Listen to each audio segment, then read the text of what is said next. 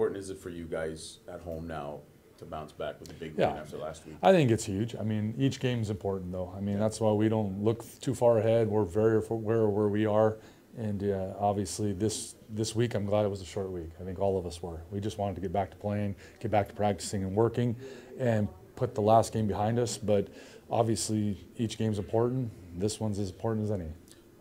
How tough has it been this year for you? I mean, the last couple of years you did have injuries, but you probably didn't have this many to manage, especially on both sides of the ball. Yeah, I mean, this was a tough week. I won't put it any other way. There was about 5 hours worth of personnel meetings throughout the week between Danny, myself, and the three coordinators on our team, and we're trying to figure out who can play for us health-wise, and trying to get guys in the building on a short week. I think that's what's lost in a lot of things in this league because of such small rosters, and you don't have a lot of big practice roster. The rosters are challenging when you have injuries, but that's not an excuse for anything. That's just an opportunity and for us to grow and get better. So a lot more time spent this week on personnel, but ultimately once we figured out who's going to play for us, it's full steam ahead. Get the practices under our belt, get these guys coached up as well as possible, and go out with the expectations we prepare to win. We don't prepare for any other scenario. So you just stay where your feet are the whole entire week and play each play hard, compete on each play, and believe. And that's what we need to continue to do. One thing we always take for granted is the exchange. The center quarterback has changed. You have a new center this week. I mean, obviously you're a former quarterback yourself. What are some of the challenges when you change center? Well, the changing centers, the biggest thing is communication. The communication has to stay at a very high level. That's one of the things Justin's been very good at since he's been here, and he's started every game since he's been here. So obviously, Cyril, being a veteran, understands that and understands it starts with his communication up front. Then secondly, the ball has to get to the quarterback on an exchange every single time.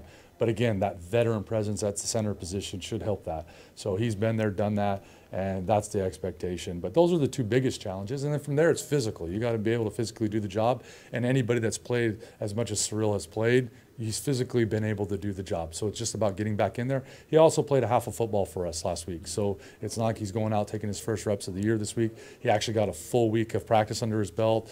He's the one making all the calls. He's the one making all the adjustments. And, obviously that's a big plus. Being thrown in there, you haven't played all year, getting thrown on the roster, getting thrown into the middle of the game, that's tough. That's difficult. Yet he handled it like a pro, like he is. But now this week you should see even better play and obviously some comfortability back there. But excited for him and his opportunity. Yeah, for the fans, for the people at home, can you explain? Because when we watch football, we often hear the quarterback is setting the protection, but the center, is so key into that. Can you just I mean, the center sets the protection. That's the bottom line. I mean, he's the one that gets taught all week, the looks that he's looking for. He's the one that communicates with the other four linemen, plus the running backs and any of our protectors that are coming in that aren't backs. He's the one making the signals, making the calls. The quarterback sees it and understands it, but he ain't making any calls. So that guy has to be a great communicator, and that's what we expect out of our centers. We have 2 ex-centers coaching them. So that the expectation is that communication is important and done right.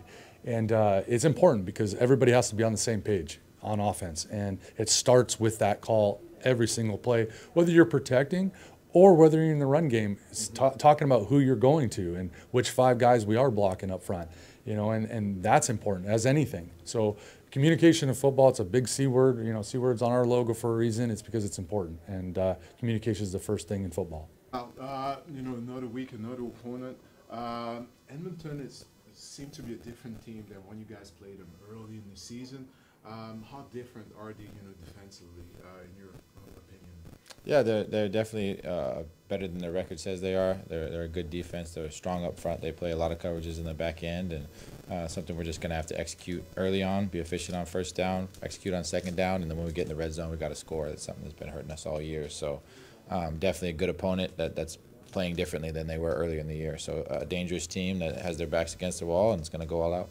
Yeah, in your opinion, about the red zone issues, is it a lack of execution simply? What is the reason?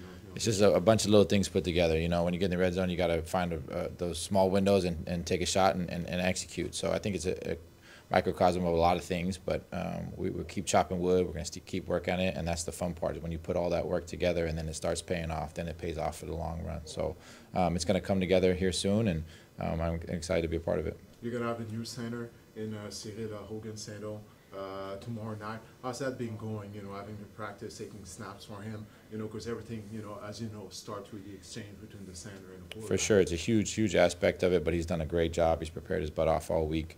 He seems ready to go. He seems confident, so we're confident in him and excited to, next man up. That's what this team's built for.